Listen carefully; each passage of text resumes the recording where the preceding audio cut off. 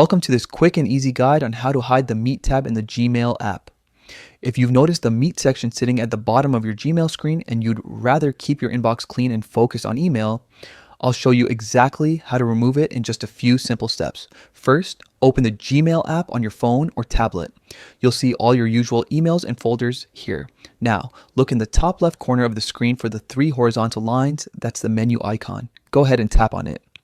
Next, scroll all the way down through the menu until you see the option labeled Settings. Tap on Settings to open up your Gmail preferences. Here you'll find a list of all the accounts currently signed in on your device. Select the email account that you want to adjust. If you have more than one Google account, you'll need to repeat this process for each one separately. Once you're inside your account settings, scroll down until you find the option that says Show the Meet tab for video calling. There should be a small checkbox next to it. To hide the Meet tab, simply tap that box to uncheck it. That's it. The change takes effect right away. When you go back to your main inbox, you'll notice the Meet tab has disappeared, leaving you with a more streamlined Gmail experience. Your inbox will now only show the Mail tab at the bottom, clean, simple, and distraction-free.